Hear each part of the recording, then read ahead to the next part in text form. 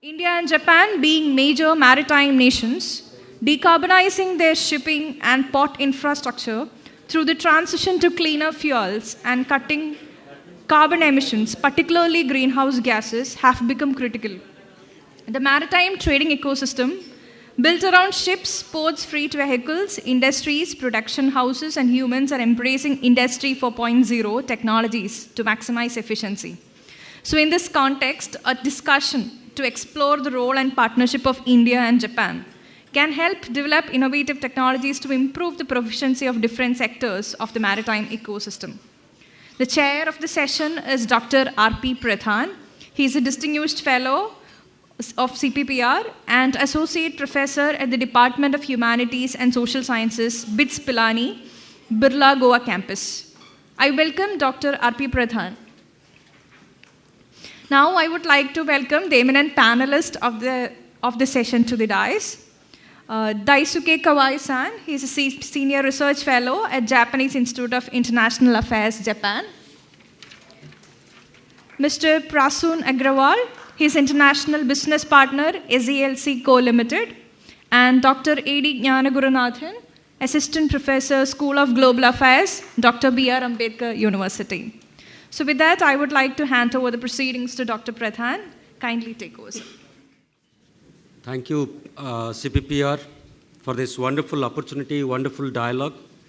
And it is an additional pleasure that in a very contested geopolitical circumstance, two friends from Japan and India, they're meeting here in the wonderful city of Kochi, thanks to CPPR and the team, Dr. Dhanraj. And I think Dr. Sanjana also mentioned about the women power. The women team behind this whole organization dialogue has been a substantial intellectual and other components, that have helped in many, many ways. We are 25 minutes behind the schedule, so I'll slightly, hurry up myself and also request my fellow panelists to, maybe speak for 10 minutes and then. I'm still carrying the hangover of the previous session where they talked about hard power geopolitics. They also talked about soft power. They also talked about, several other geoeconomics they talked about. The hangover is still there. 2 days ago, I was addressing another institution on the Indo-Pacific. And that's where I was trying to look at the picture of Indo-Pacific. How does it look like? You can see it from India in the Google, all of you can Google and see it. See it from India, how India looks at the Indo-Pacific. If you look at from ASEAN, if you're in Singapore, you're looking at Indo-Pacific image from the ASEAN perspective, it's a different perspective. If you look at from the Australia, it also is a different image altogether you get. And if you look at from Far East, from Japan, you also get a different perspective. From the Americans, from Washington, you get a different perspective altogether. And that's where I think we have to also, reasonably simplify what is the construct of, Indo-Pacific. The image itself, so many stakeholders, and we see it from different perspectives. Ask somebody in Singapore, they will see that, Southeast Asia is like a Boeing aircraft body, and China, India, Japan, they are all wings. Australia is the tail of the body, tail of the aircraft. So they'd see it that way. But all the images, if we put together, I think globally, everybody will more or less agree what Prime Minister Modi talked about in Mauritius, is that it's Sagar, ocean. What we call in English as ocean, he called it as Sagar, security and growth for all. And when we talked of security, what we talked of is not the physical security, not the weapon security, it's rather the environmental security, the security of the people, planet, and then possibly prosperity, that using the ocean space towards good things, towards welfare of everybody, not one particular country or a group of countries altogether. So image, therefore, has a connotation to this. Our session, we have a distinguished panel here. We are going to talk about the cooperation in emerging technologies, shipping and seaports. So ours is more than the hardcore security. We are more talking about direct physical interaction where we can talk to each other, create conditions where growth is possible. So that growth, when I look at it, we look at it, number of, from the Japanese side, FOIP, from the Australian side also they have an image. Then if you talk of China is looking at it as a BRI project. It's a kind of a infrastructure investment, imagination where China is trying to create connectivity. And they say more connectivity, more roads, more airports, more seaports, more growth. It's market, nobody can, economists particularly cannot deny that. So Chinese are right. The Australians look at it from the Pacific island nations. Islands in between, during the Cold War, everybody took them for granted. Today, islands have become a strategic point itself where everybody goes to say, ask the islands, what can I do for you? The Americans are coming there. They have a program called Blue.net. They're connected to the Japanese and the Australians. They're going to Fiji, Solomon Island, Papua New Guinea, many villages, and they're saying, we will electrify your villages. We will build your school buildings. We will fund your development agenda. Suddenly, it's because the Chinese have done it. They have invested. So we have then we have, in the defense security, we have Malabar, Milan, number of such kind of agreements are also happening. Then you have Gunter Pauli. He is sitting in Tokyo and talking about blue economy. One of the fascinating ideas that he talks about blue economy, where people will be the paramount, space of narration. So blue economy and such a lot of things are happening. Then now the latest development is that there's a smart port, green shipping, net zero. There's a new dimension altogether in the development of the global development space. These are all the new jargons that are emerging there today. It is in that context we look at it. Let me set the stage first as to how does this, the physical features of the whole process, they look like. This is, when you look at, I work on seaports and we map the real-time basis vessel traffic to understand the seaport economics of the world as a whole. So we are mapping global seaports, Yokohama port or Los Angeles port or Kochi port. Anytime I have the data with me. This is what, if I put the dots together of where are the seaports located, this is India, Indonesia, South Korea, and China. You have the numbers written there, and you can have a look at how do they look like. And these are all color-coded, and the colors stand for the size of the seaports. And next one, this is Japan and US. There's a very interesting phenomena you can see between Japan and US, both the economic superpowers of the world. And US and Japan, you will see some of the icons are pink in color. Pink color icons, they represent what we call the very, very large seaports of the world. Altogether, there are 35, 36 such large seaports in the world. Singapore, Hong Kong, Shanghai, and Japan has 6 of them. US has 16 of them, and altogether there are 35 or 36 of them large. We do not have any of them. Australia has one such large, very large seaport. Scandinavian countries, if we look at it, they don't have very large port, but there are too many ports. Sweden is a very, very ported country in the whole region, and Scandinavia has been the mother of what you call the smart port innovation or many technology innovations of this. This is largely to look at how do the ports, if we put the icons together, they look like. In the context of Japan, particularly Japan and US, I will more emphasize. Japan, when I see the map of Japan and the ports, if I put there, the land of Japan is not visible. It's all the ports and ports and ports. And the seaports and the vessel traffic, the Americans also, you have so many, more than 1,000 ports. Ports are directly the index of national wealth. The vessels, they not only carry goods and services, they carry prosperity. And that's why any country that has ever become wealthy has to have a network of shipping facilities. It is a connecting platform for them. if I slightly expand the larger phenomena, then when we look at Indo-Pacific, we look at from the east coast of Africa to West Asia to Far East and Oceania and Pacific Islands and all of them together.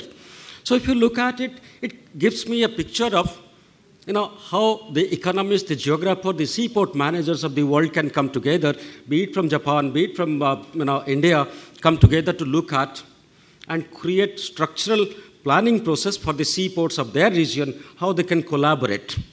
And very interestingly, such collaboration, I'll come to the collaboration models. Now, seaports and the vessel traffic, if we look at it. Now, I had little difficulty while mapping China. If you take the graph of China's data, they're so far ahead of all the countries, maybe put together. Cargoes in particular, they're so high, they're in millions, and other countries are nowhere there. So China, physically, whether we like it or not, whether we call it as a 800-pound gorilla or dragon or call it by any name, but they are a physical reality. You cannot, close your eyes and imagine something. That's why next slide I removed China to look at China and Japan also I have removed to look at. Now, if you look at this kind of a feature where you can see each of the countries, they have some distinction or the other. If I imagine these 5 countries, cargo-wise, Hong Kong and Singapore, they outsmart others. They're large ports in any case. And for the benefit of everybody, let me clarify that Singapore port, they have only one seaport. And that only one seaport, it handles close to 3,000 vessels every day. All the Indian seaports put together, we do not handle more than 800 vessels a day. So the gap of development, when we imagine larger things, we have to also appreciate where do we stand today, how much we can grow. And that's where the whole... And so cargo-wise, Hong Kong, Singapore. Tanker-wise, Singapore, Korea. And India comes 5th. Passenger-wise, again, it is Australia, outstanding, So these are all economic modules of different countries. They have, based on the infrastructure, seaport infrastructure they have tried to create constructions of their own prosperity where they can create, where it will be beneficial to them. Then, very interestingly, if you look at the third, Chennai Vladivostok Smart Port Initiative. Vladivostok Port is closer to Japan. And 2,000 kilometers away, Chennai Port, they have signed a MOU of Smart Port Agreement where they're collaborating. I'm also working with some of the Russian scientists. I visit them also. They're very serious. And they're working with the interactions, good interactions with India. And now, if I create subsystems out of the entire planning, then I get, you get a beautiful cluster, BIMSTEC Seaports Corridor. One can think of as planning process for economic integration process, immediate neighborhood. One can think of what I possibly call it as the Arabian Sea Trade Triangle. Nobody calls it, but it is a possibility. And similar like Vladivostok and Chennai port, we can also think of Japan as an essentially seaport-based sea power, efficient economic power from the seaside. I think we have ample reason and occasion and instrument to collaborate. When I look at it, Japan, India, we are not only traditional friends, we are also, we have a economic agreement, what we call Comprehensive Economic Partnership Agreement from 2011 onwards. But I think previous sessions also they mentioned that we are far too under punching the whole potentials. Bilateral trade is not more than $20 billion together. Japan is a very, very developed country. India is a large market. We have intentions to collaborate. We go there to collaborate also, and mutuality, a lot of mutuality. Plus, we are also equally in both sides of China, so we have more reasons to collaborate. But on ground, when we look at it, I think direct interactions are happening mostly through the Japanese ODAs, Official Development Assistance, and some of these processes. but I think we can, far to collaborate.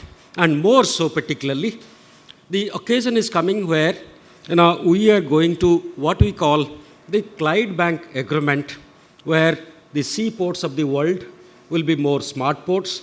The vessels that travel, vessels that apply in the sea, have to be green shipping mode. And we are talking in Cochin.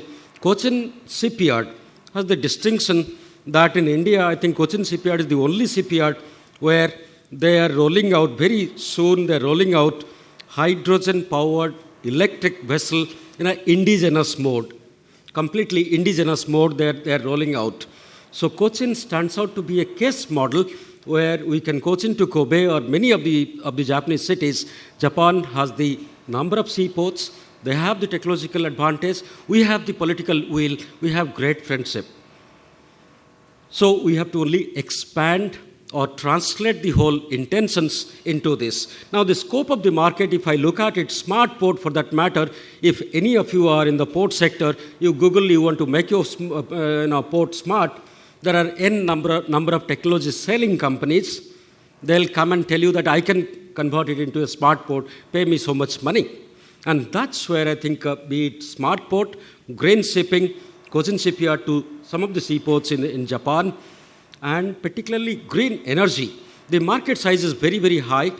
There are roughly around 100,000 vessels in the world flying merchant vessels, if I can say. Out of that, not even 1% of the vessels are in green fuel mode today.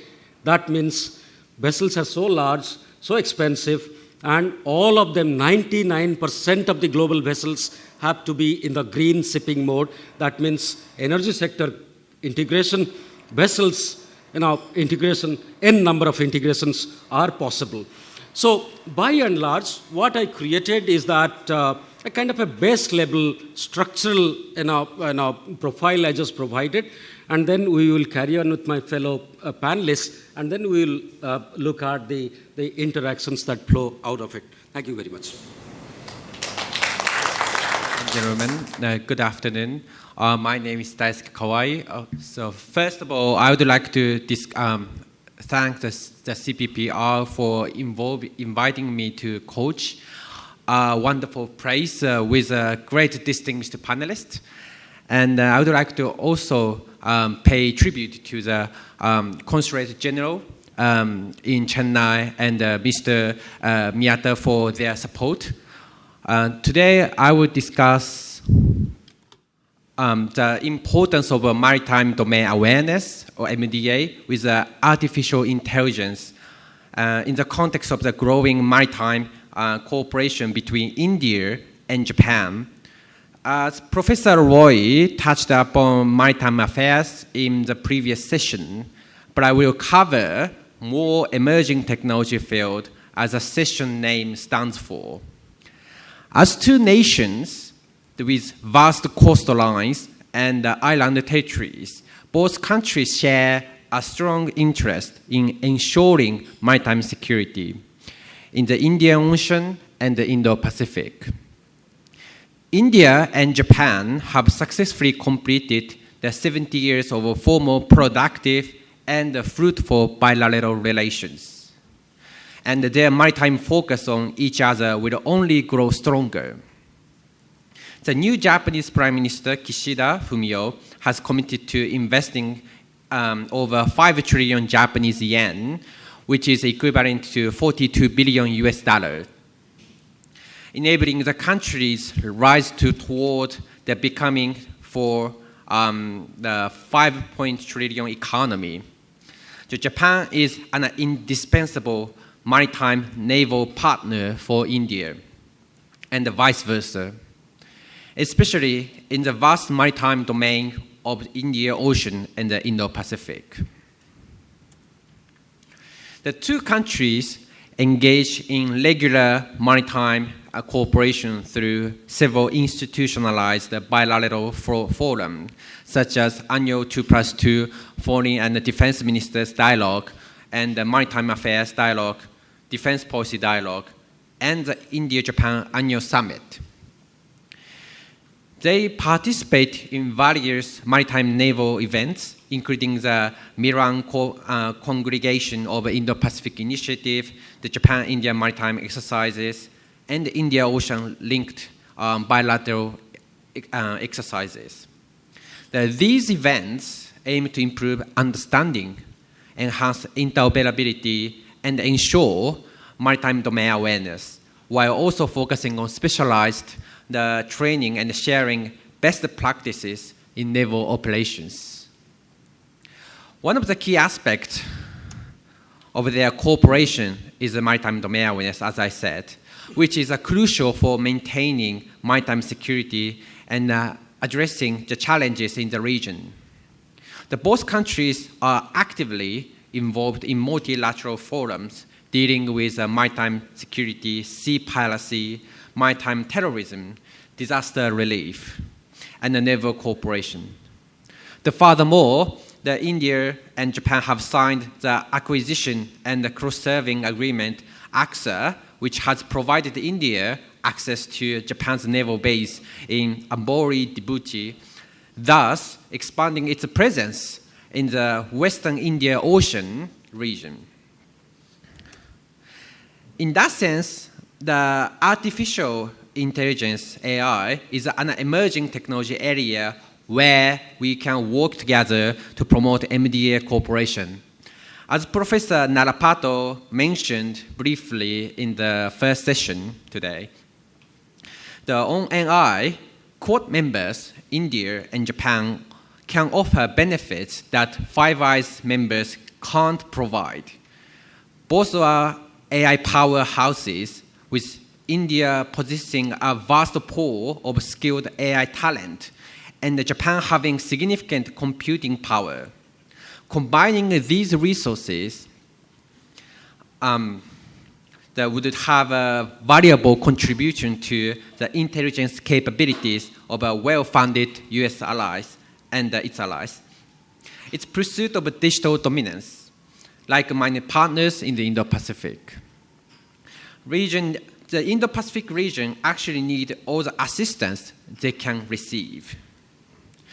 So why is AI important?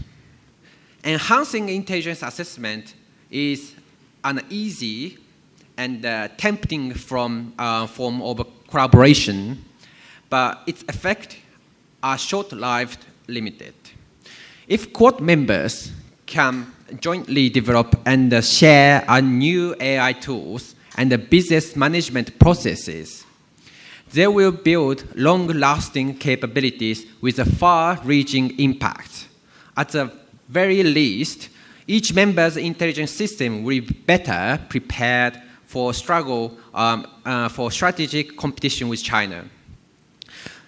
Ideally, they will also establish common standards and more interoperable systems, laying the groundwork for cooperation in numerous other intelligence or operational areas. The collaboration will support existing Quad policy initiative. For instance, the Indo-Pacific Partnership for Maritime Domain Awareness, IPMDA, relies on commercial data and AI to create a shared understanding of Indo-Pacific waterways. Enhanced AI tools for merging, processing, and sharing information would enable the IPMDA to deliver faster and more accurate results. The India security and growth for AI for all in the region, SAGA vision, and in Japan's free and open Indo-Pacific FOIP strategy are well aligned, with the Indian Ocean playing a central role in their cooperation. In this context, Japan has taken the lead in the maritime connectivity pillar of India's government's Indo-Pacific Ocean Initiative, IPOI. To conclude, the growing maritime cooperation between India and Japan has placed an increasing emphasis on maritime domain awareness. Their collaboration in various forums, exercises, and strategic initiatives highlights the importance of MDA in ensuring maritime security and addressing challenges in the Indian Ocean and the Indo-Pacific region. As their partnership strengthens, we can expect to see further progress in maritime domain awareness. To realize it, we need further AI cooperation as a critical emerging technology. Also, we can expect to see further progress in the expansion of their joint efforts in maintaining a secure and prosperous maritime domain. Thank you for your listening. It's been wonderful sessions, and I'll quickly get started. I'll just make a quick note that we have a wonderful panelist host here with Dr. Pradhan, who is the moderator.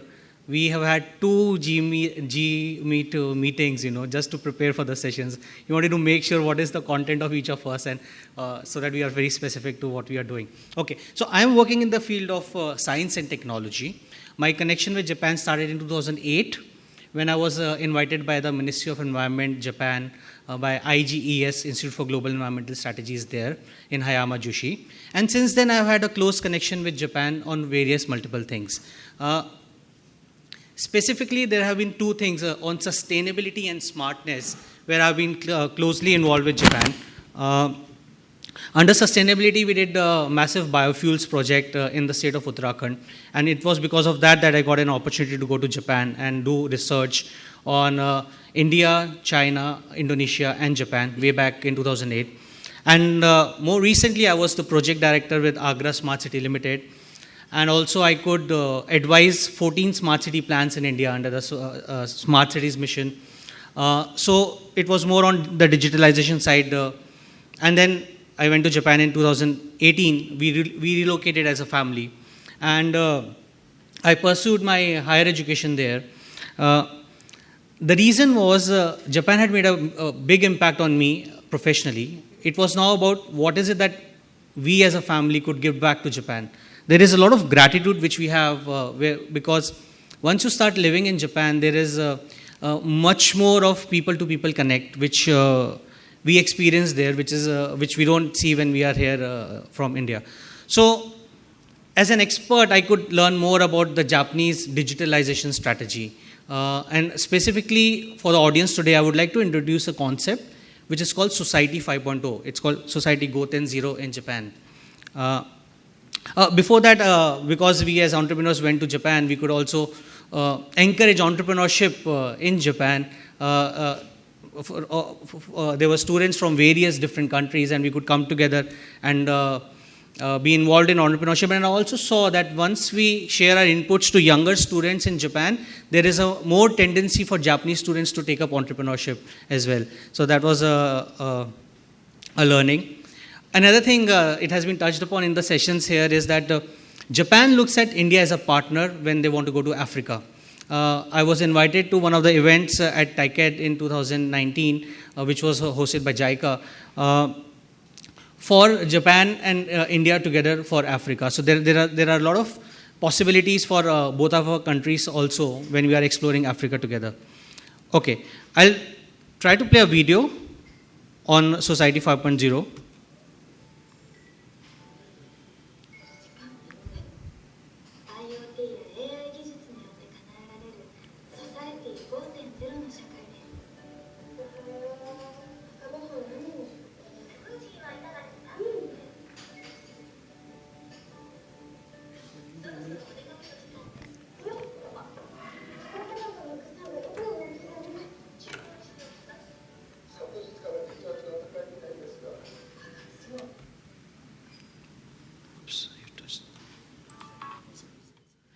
'So the various use cases in Japan by the Japanese government are under healthcare and caregiving.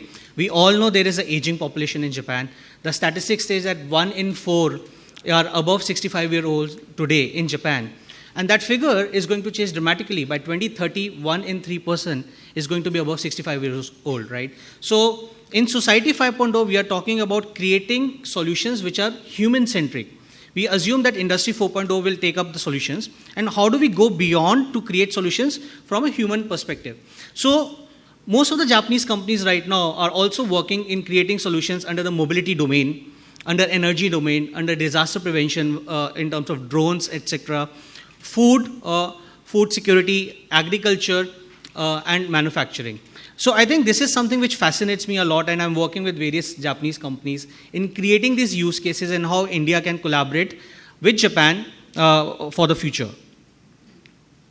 From a logistics and from a shipping perspective, I found that ICT and technology has a great role to play. Dr. Pradhan talked about smart ports and strategy for the future. As I see it from a technology perspective, I would see that there are 5 key pillars which would contribute towards smarter shipping or smarter logistics from a Society 5.2 perspective. It would be about coordination, it will be about sharing, labor saving, about creating value and social contributions. There is a lot of theory behind it, but largely it is written, it is well known to all of us. So for the time being, I will skip this part right now. So largely in the context of technologies and technological factors, there are multiple technologies which are enhancing. There is technological development which is happening, which leads to better usage and demonstration. Okay, we are in Kerala, and recently there were, India, the movie RRR got the Oscar award. So I was doing some research of practical application of smart shipping and stuff from in the country, and I found there is an example of a company called Navalt. They have won the Oscars of electric boat industry twice in a row now. They have a product called Srav. Srav, I think in Malayalam it means shark. So they have a ultimate solar fishing vessel which they have designed right here in Kochi, and it is a great example in the electric boat industry. Another of their example is Aditya, which is India's first solar ferry, which is, when I was looking at it, it has, from a sustainability viewpoint, it has done something which is amazing. It has commuted 20 lakh passengers already in the last 6 years, From a tree's perspective, it has saved fuel worth millions of liters, 1.9 lakh liters, and so these are practical examples, and it was nice for me to see this because we are in Kochi right now and there are practical examples of it. Okay. So I want to share my learnings as well. When we are in Japan, there is this model of triple helix of innovation, where I see the local government, the industry, and the academia come together and work towards innovation and technology promotion. I see that in the startup ecosystem. I see that in the way the local communities work there. And I think it is something which is a great model for us, India, also to follow to make it happen, where industry is funding the research which needs to be implemented in the society, and the local governments are supporting it. From an India perspective, there is an entity called NEDO, New Energy Development Organization, who have targeted technologies which they are focusing on for India. And what I like is that they have a model for technology dissemination, whereas they are doing energy demonstration projects in India. They are doing joint R&D projects in clean energy field. They are doing a lot of research and study projects, which are funded by NEDO, but done by different Indian partners. And they are also doing a lot of outreach events in India to disseminate what are the technologies which are there for the future and which can be implemented. I think so that's a key funding partner from Japan for India for technology implementation, which we should be aware of. When I talk about technology on the Japan side, there are key national missions in India as well, which are very well defined under the Prime Minister's Science, Technology, Innovation Advisory Council. And the focus is more towards artificial intelligence, as has been pointed out earlier, quantum frontier and electric vehicles. Okay, I would also like to, before concluding, I would like to share this where I am involved at IIT Bombay about joint R&D collaboration between Japan and India. So what we are trying to do there is, based on the expertise, the technical expertise of the institution like IIT Bombay, and based on the needs of Japan, the specific areas of collaboration have been identified. For example, it's not just AI, but AI, IoT, electronics, semiconductors, carbon neutrality, new energy, drones, robotics. nanotechnology and water treatment. And then under that, specific departments are being linked to different corporations in Japan or different academia in Japan. So what is happening, just to elaborate there, is it's not just Japanese companies are coming to India, okay? It's also about our researchers are going there to Japanese academic institutes, spending time there. Our students are going there, their students are coming here. That's how you create a collaborative ecosystem. So I would conclude my presentation right now, and we will follow up more in the sessions, is that there needs to be more people-to-people exchange. There are a lot of young students who are sitting here, you know. I am myself an example of who had done internship in a very initial part of the career. Then I could understand more about Japan. Then I made a career in Japan. I would urge all of you to look at Japan as a partner. They are always there for the long term. Japan looks at all the relationships from a holistic perspective. And I think we as youngsters should focus Japan or should have Japan in our scheme of things in some way or another. So thank you very much. Yeah. Good afternoon, everyone. Let me first thank Dr. Dhanuraj for inviting me. And it's an opportunity to connect with some old friends and make some new friends here. And I would also like to thank his team, like people like Nilima, for making things very comfortable. So the brief given to me was to write a paper and speak. So I'm an old-fashioned academic that way. So I've written a paper, probably I'll be reading. And of course, for the benefit of audience to follow it up, made a PPT also. So, yeah. Whether we like it or not, technology is political. Barring the nuclear rush that many Western and non-Western states took part in the aftermath of Hiroshima-Nagasaki nuclear bombings, no other technology has attracted the attention of states until recently. Because, to quote Herrera, technology shapes international politics in profound ways.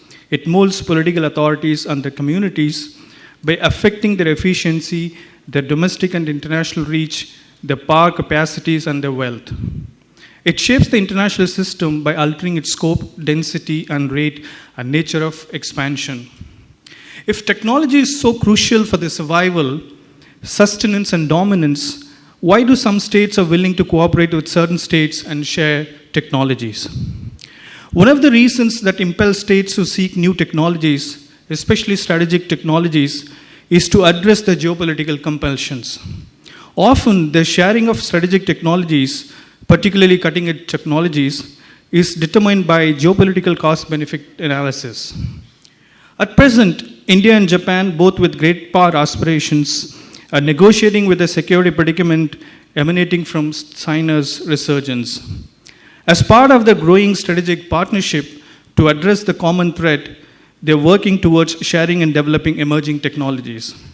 It may be defined as, I'm using Hicks-Rolto's definition, radically novel and relatively fast-growing technology characterized by a certain degree of coherence, persisting over time and with the potential to exert considerable impact on the socio-economic domains, which is observed in terms of composition of actors, institutions, and patterns of interactions among those, along with those associated knowledge production processes.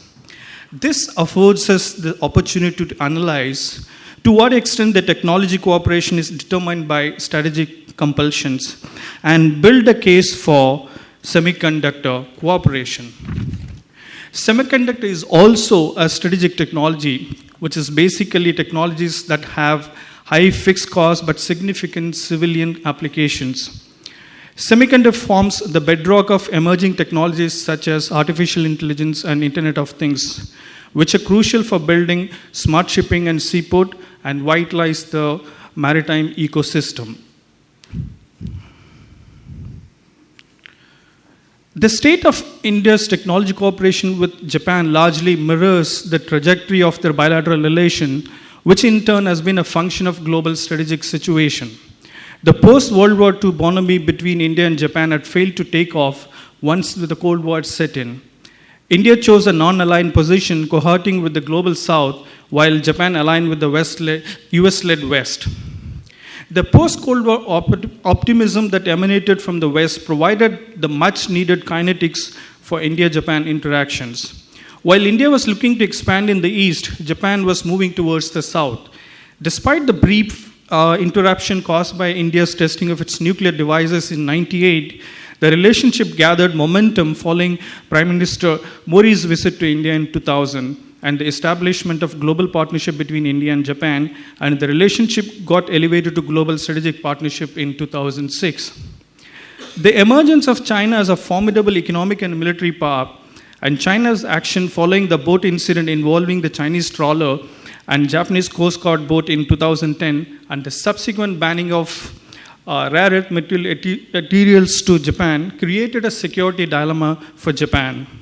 On the other, India had to deal with 3 border rows with China: Depsang in 2013, Doklam in 2017, and Galwan in 2020, within a decade. So both stood to gain in a partnership against a powerful adversary. The relationship got upgraded into a special strategic and global partnership during Prime Minister Modi's visit to Japan in 2014. Further, a joint statement, Japan in India Vision 2025, special strategic and global partnership working together for peace and prosperity of the Indo-Pacific region and the world, issued in December 2015, transformed the relationship into a broad-based one. The understanding is that India's large nuclear-equipped military ought to assist Japan to tide over contingencies, while Japan, a technology powerhouse, is to share technology with India to augment its capacity. Let me cite a few instances of technology cooperation in relation to strategic partnership mentioned earlier. I'm not getting into the details of all those things. I'm just picked up a few of them which are relevant to this discussion.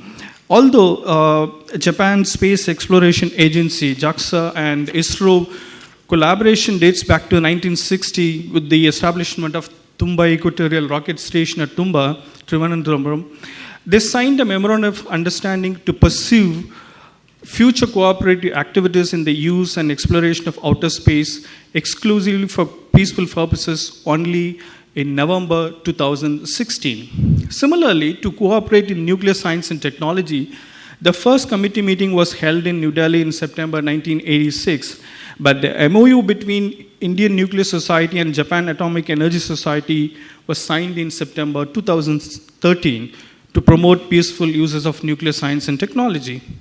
And we all know the civilian nuclear agreement was signed in 2017, notwithstanding the Fukushima nuclear disaster. Further, the increasing need for emerging technologies, India and Japan agreed to work on 5G, 6G, telecom security, submarine optical fiber cables, smart cities, etc. in 2021.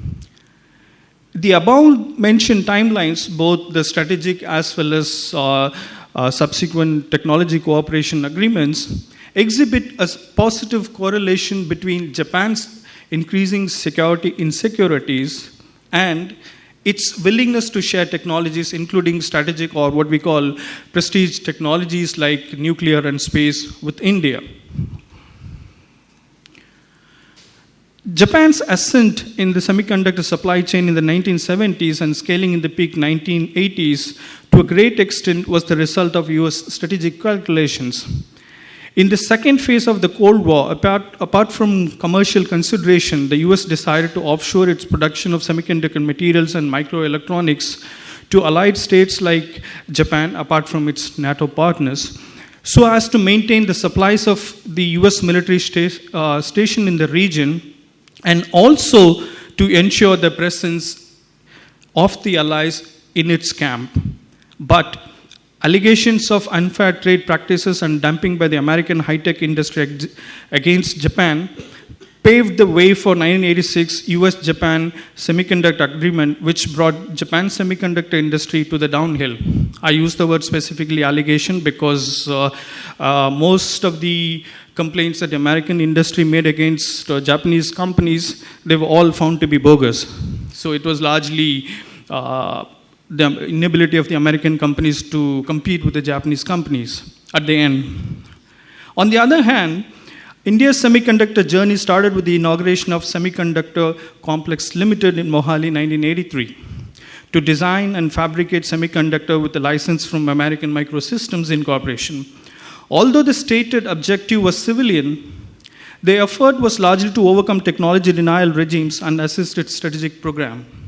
However, suboptimal investment, low domestic demand, changing dynamics of the business globally contributed to the decline of chip fabrication endeavor, and the trajectory moved towards designing predominantly with the arrival of design firms such as Cadence Designs, Texas Instruments, so mostly US-based companies.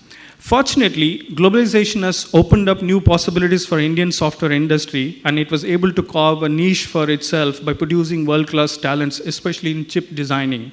So, both India and Japan are at crossroads in the pursuit of semiconductor technology, though with different objectives.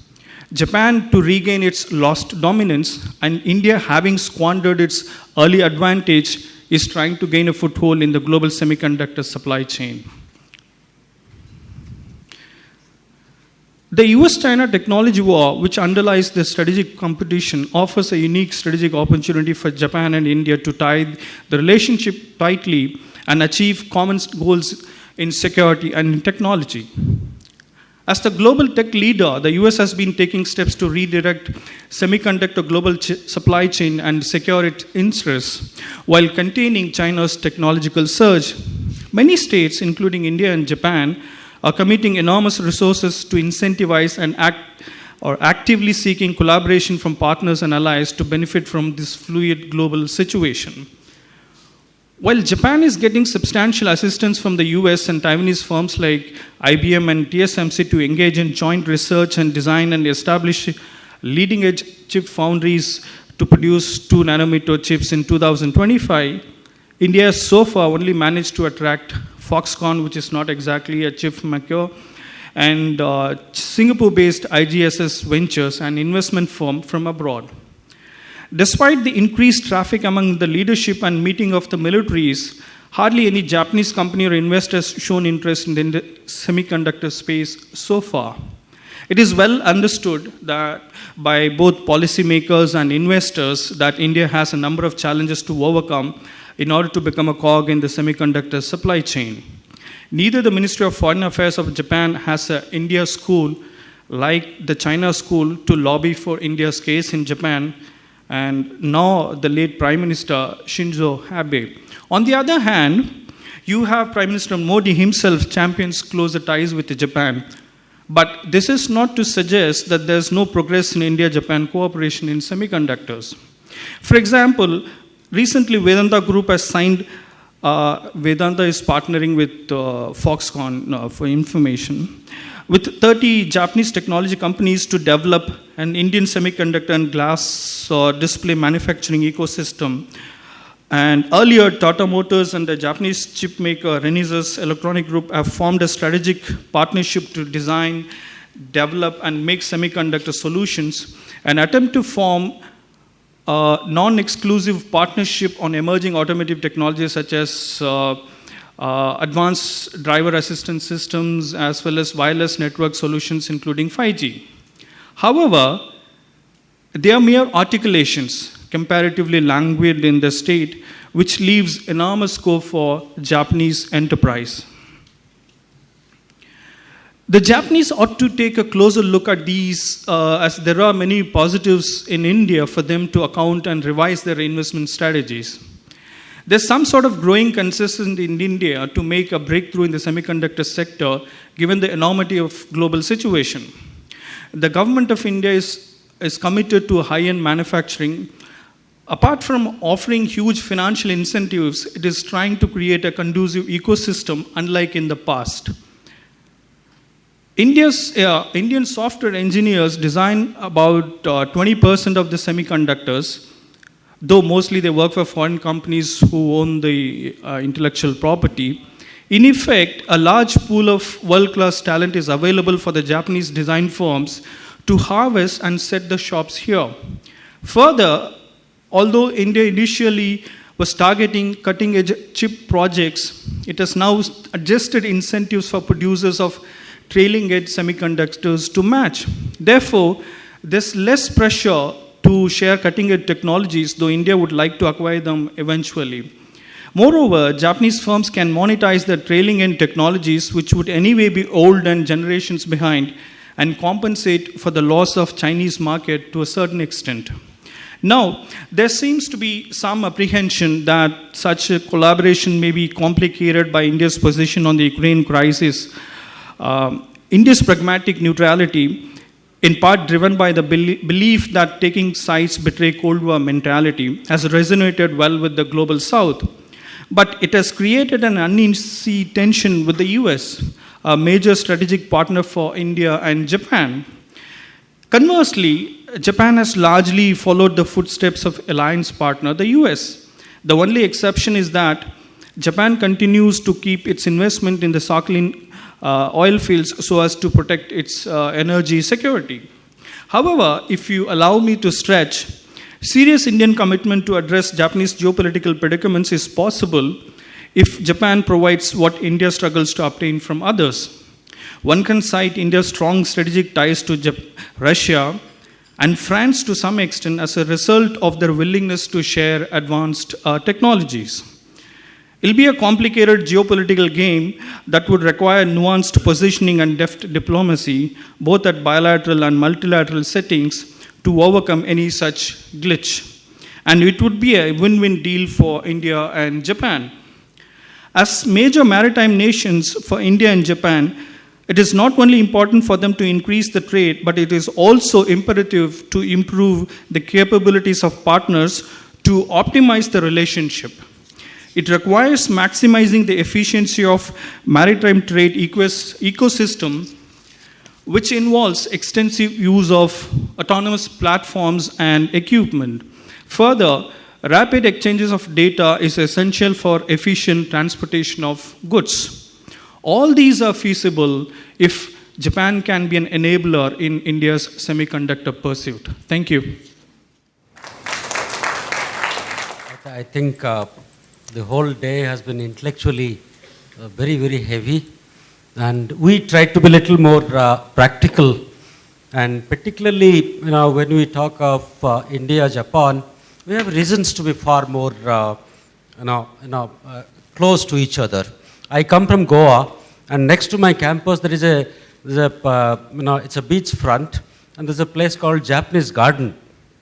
And suddenly one would wonder, Goa, suddenly there's a place called Japanese Garden. And I was amazed to read about the history of the Japanese Garden in Goa. Phenomenal story. 1942, World War was on, and the Americans and the Japanese, they wanted to exchange their war prisoners.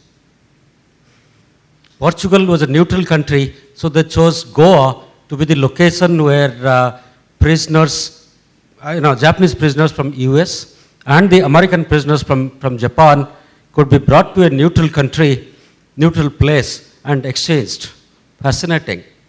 Go back 300-400 years prior, 1660s, I think the Japanese societal development and all that, I think a number of missionaries, they had to leave Japan, and many of them in 1660s, they landed in Goa.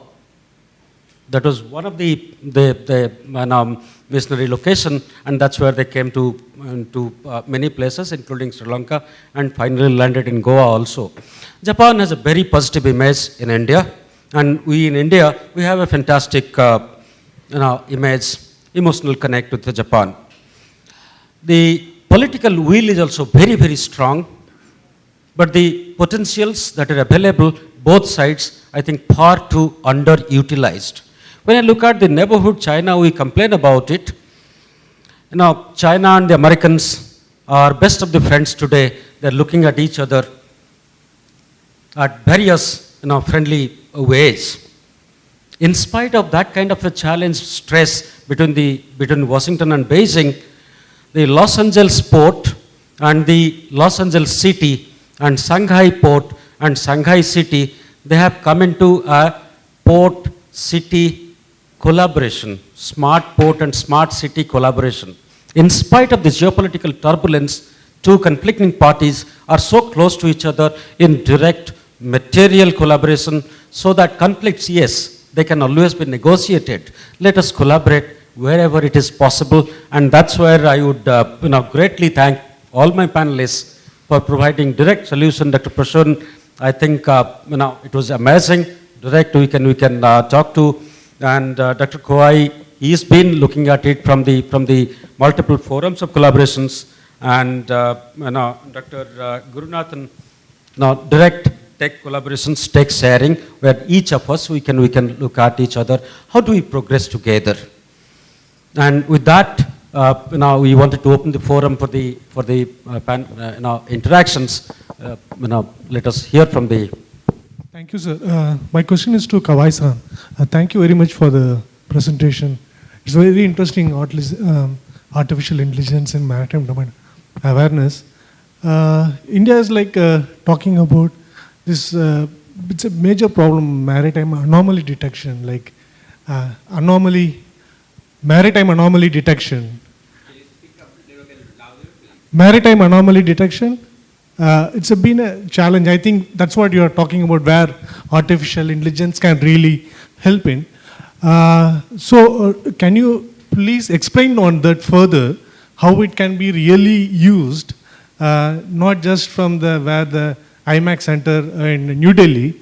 And second thing, there is a lot of collaboration talk, which we see in the joint statement on robotics and military autonomous system. So can you just explain what's happening on those fronts? Because we've been frequently seeing those kind of updates in the joint statement, but we don't know what actually happens on the ground. So can you explain on these two things? It will be great. Thank you. This maritime anomaly detection is that the black shipping, which if there is any private ships which switch off their AIs on board, or trying to find out whether the ship where it's been traveling in the Indian Ocean region.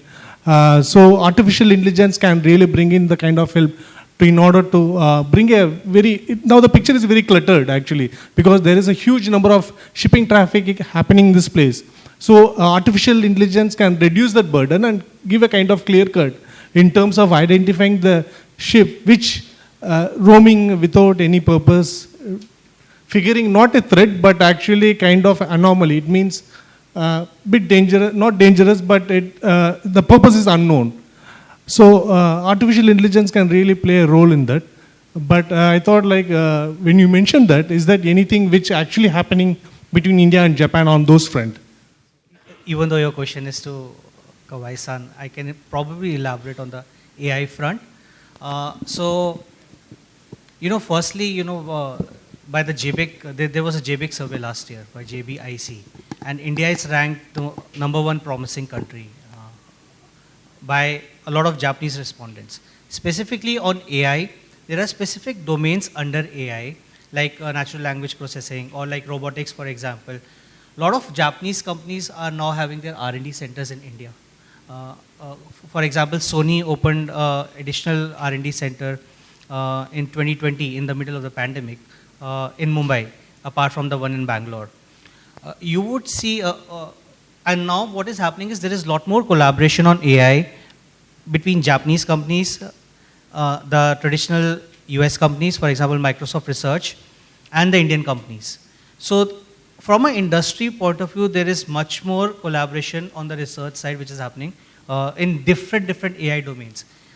We can discuss on it during the tea session, but there are specific domains, like I showed for Society 5.0, for elderly care, for example, transportation, for example, mobility, for example, So all these themes, there are specific AI outreach or AI specific activities which are happening. AI is just a broad umbrella term, right? But specific use cases are being worked on right now between Japan and India and also US. Yeah.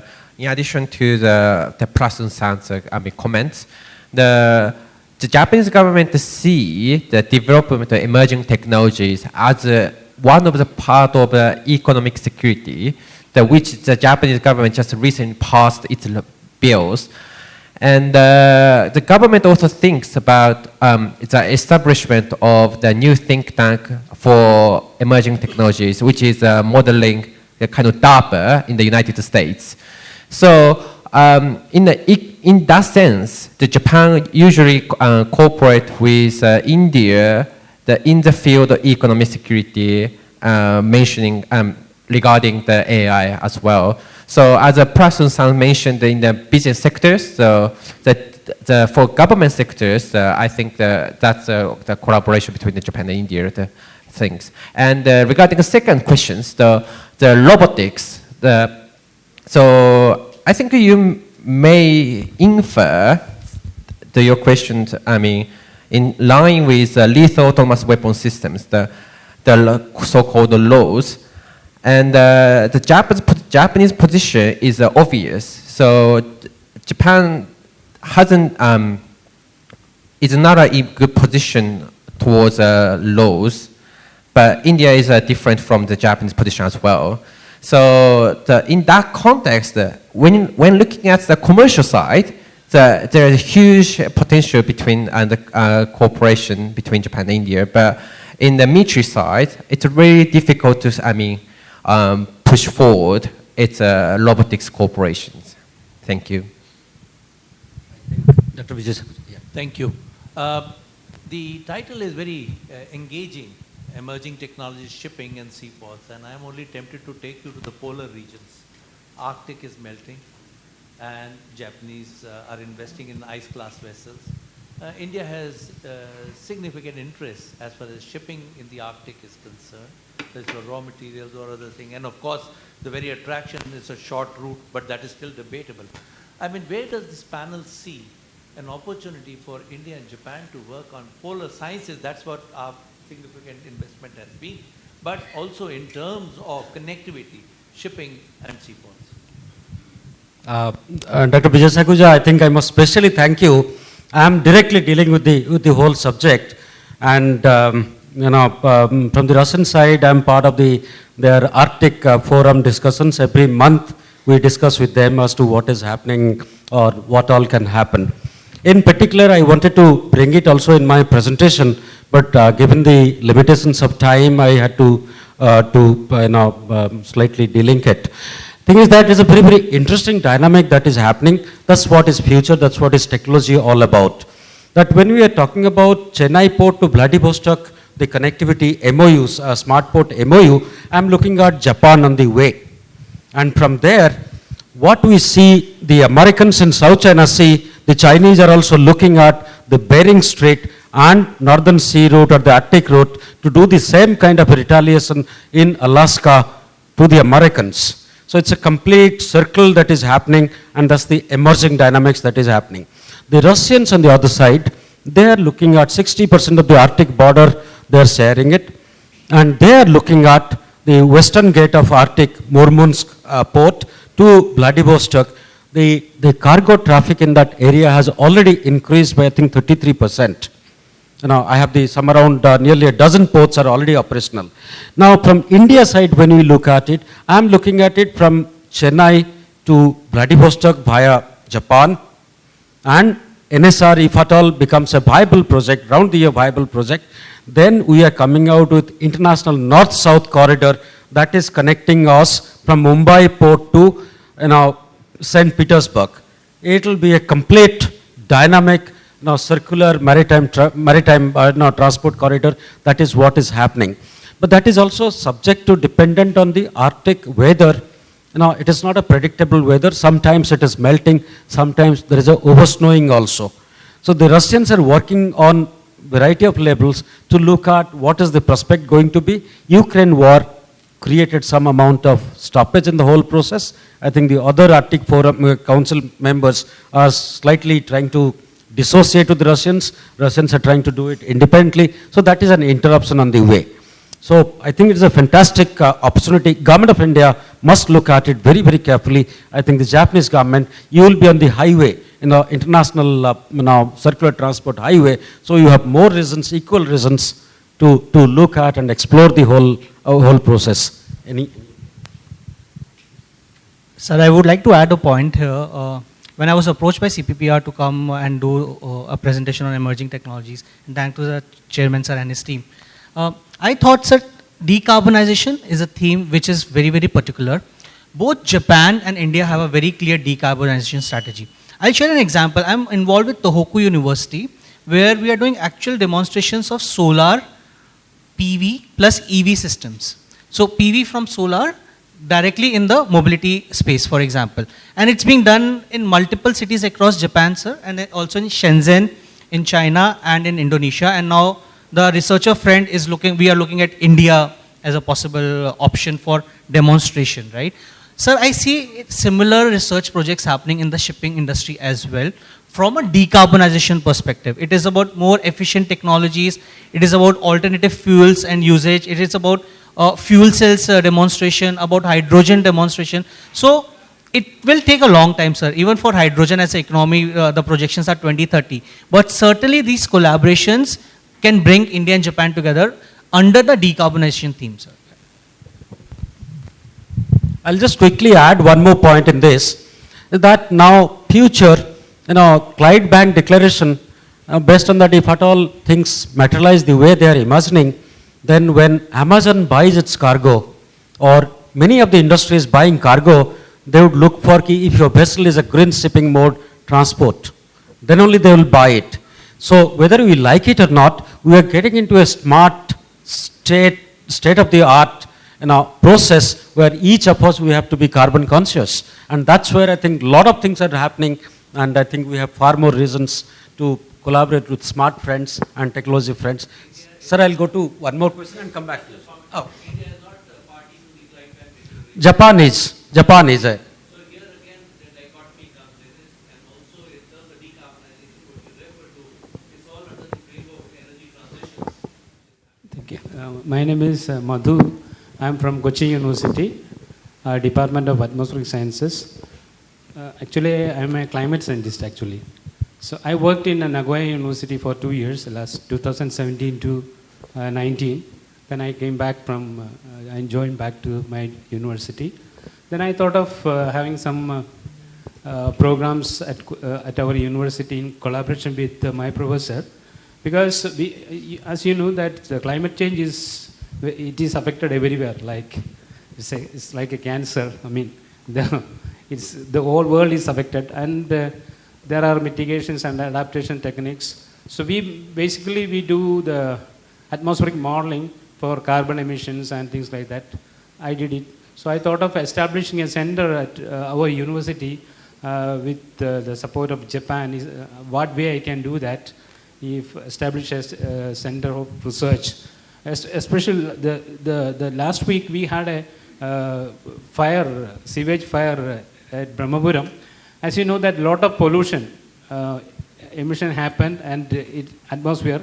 Because of the pollution, increase of pollution, what happens? The extremes happens, like rainfall. The raindrops will be very heavy in size. So the pollution also a big problem for extreme conditions. So we are facing extreme weather events everywhere. So I thought of establishing such a good center. And the last year, October, I went to US for a conference. In that we had a discussion. I met some NASA scientists.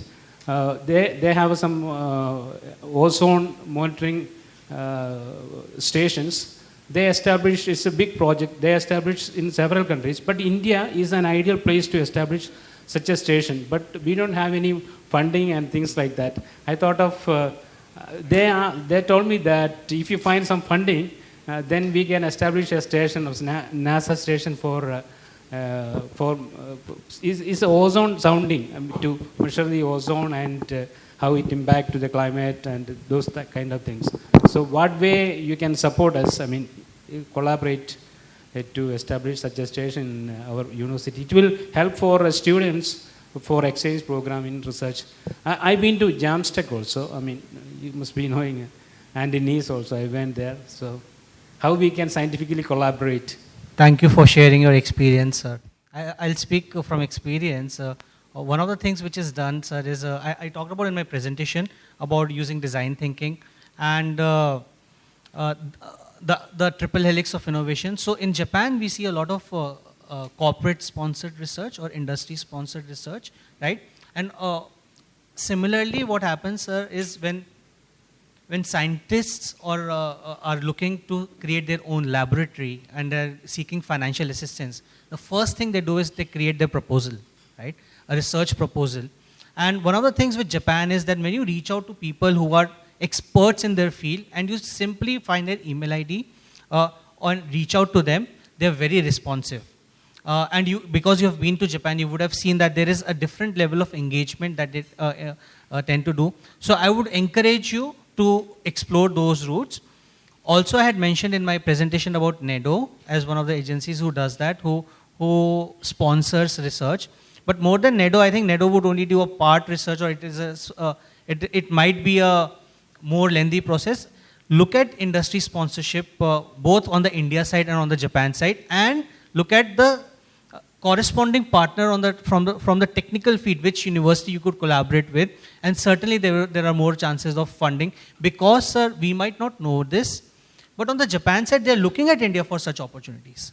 They are looking at collaboration, they are looking at finding the right students, they are looking at the human resource talent which we India have. So it's all about just reaching out and trying your best. Thank you. Thank you, Dr. Pradhaban, for enlightening us with the various ports in different countries. I'm just surprised to see India has Sagarmala plan as well as Japan has FOIP. And Japan have 874 ports, but India has only 124. India has the coastal line of 8,072 kilometers coastal line. Why having such a program of Sagarmala, they are trying to invest all the money in a single port and for tourism in the sea, but not having port which gives lot of job opportunities, not only the fishermen, but also other people, those who are doing sea-based other activities. One question. Second question, Japan, they use robo. And I appreciate thank for their invention in new technologies. And I think Gurunathan said, Prasaban Agarwal said, the race is 1:4, the seniors. So there is no juniors, therefore they need robo for laborers. Okay. For India, there are more and more youth for laborers. So why India also tried to be competent with other countries in inventing robo and other technologies instead of making job opportunities for youth? These are my 3 questions. Thank you. Further, in the interest of that 124 number that I have put, that's not the correct number. Now, Government of India data, if you look at it, sometimes you will get a number called 185, 165, 103. My number is 71 ports that are functional ports. These are all the ports where vessels do arrive. So I look at it, global ports we are mapping. So wherever vessels have arrived, that's what is 71 ports we identify. And I was happy 3-4 months ago, the concerned minister, he also said that possibly there are 69 ports in India. Okay, so I think Government of India's, and Sagarmala you talked about, last year we had a parliamentary committee review to find out what has happened. They have achieved 1/5 of the target. And that is what our Japanese friends are concerned about. That, this is a very wonderful time frame where we call it as Industry 4.0, and market industry always demands efficiency. Whoever is efficient, that's where the business goes. And to sum up between Japan and India, and Japan, China and India, we are good friends, but weekly if I look at it, how many flights that travel between Japan and India, we have less than 30 flights. And Japan, China, they're also equally good friends. How many flights? 700 flights per week. I mean, that's the gap of be it technology, be it our, we have reached to each other, but I think we have not been emotionally connected with each other, or not created a space of confidence that yes, But I can assure, I think we have the official presence, Deputy Consul General is also present here. Somewhere, government to government, there's a political will. If at all the engagement has to be consolidated, I think the Japanese thinking of coming to prominent university campuses, good institutions like CBPR for that matter, they possibly can be the contact points to create a space of understanding or who to coordinate with. Otherwise, it's a large country. You have 200 million people. We have 1,400 million people. We have good, efficient pockets also, and we have limitations also. That's where I think we have to do little bit of, scouting among ourselves. I think CPPR could be a wonderful platform for initiating such kind of debates. I'll quickly add two points to what sir said and what you asked, sir. One is, there is something called as JLPT, Japanese Language Proficiency Test. In India, it happens twice a year, every 6 months. According to the data, there are almost 10,000 students who take the JLPT test every 6 months in India, right? And you know how many students in China for the corresponding 10,000 number? It's 1 million. That is 10 lakhs, 100x. So I think learning Japanese is one of the key things also, which has to be, it's an effort which we as youngsters have to make to learn Japanese to be able to adopt the culture also. Secondly, sir, to the point which you made, I would like to share about Aichi Shibusawa. He had a concept of Gepponshuki for social capitalism in Japan. And somehow I see there needs to be a larger involvement of the society, not just in terms of technology developers, because our research scientists are working for the best of the corporations and then they take the technology out also. But there is a need for overall ecosystem creation, where more startups can be there in the domain, more businesses can be created in the domain, and I think that would lead to more of actual solutions which are implemented for the society, sir. Yeah? Thank you. So with that, I think I thank all the panelists for the wonderful input and the wonderful interaction. Time is a limitation for everybody. We have to go forward, and that's where I thank everybody for the audience and the panelists. Thank you very much. Thank you, Dr. Pradhan, and thank you, Dasuke-san, Dr. Gurunathan, and Mr. Presun. The conversation was very great and gave us very new insights on the latest science and tech and areas of Indo-Japan cooperation. And I hope that it will be helpful to dive more deeper into these issues. So I request Mr. Prashant Jena, Head of Operations CPPR, to give a token of appreciation to the chair and the panelist. I request Dr. Pradhan to come forward to receive the token of appreciation.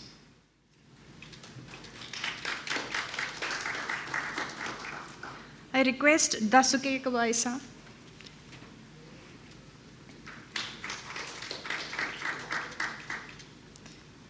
Mr. Presun Agrawal.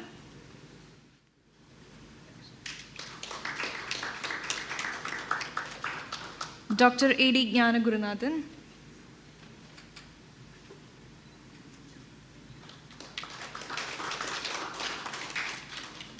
Thank you.